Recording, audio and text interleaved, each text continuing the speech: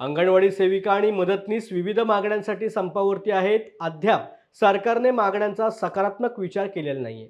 वारंवार मोर्चे आंदोलन करूनही सरकार गांभीर्याने घेत नसल्याचं दिसून येते। त्यामुळे आज जालना जिल्हा परिषदेवरती अंगणवाडी कर्मचारी आणि मदतनीसांनी धडक मोर्चा काढला। अंबड चौफुली येथून या मोर्चाला सुरुवात झाली असून हा मोर्चा जिल्हा परिषदेवरती धडकला। यावेळेला अंगणवाडी कर्मचाऱ्यांनी जिल्हा परिषद समोर बसून रास्ता रोको देखील केलं। जोपर्यंत आमच्या मागण्या मान्य होत नाहीत तोपर्यंत संप सुरूच राहील अशी प्रतिक्रिया देखील अंगणवाडी सेविकांनी दिलेली आहे।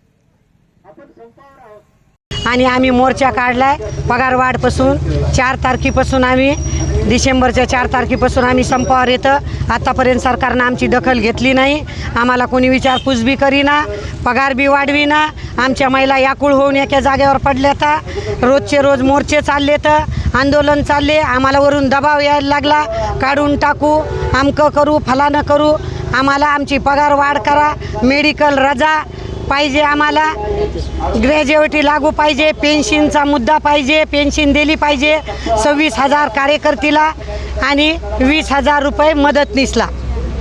JR निघल्याशिवाय आम्ही संप मागे घेणार नाही। आमचे जर का कोणी कुलूप तोडली, अंगणवाडी उघडली, आम्ही त्यांच्यावर गुन्हे दाखल करू।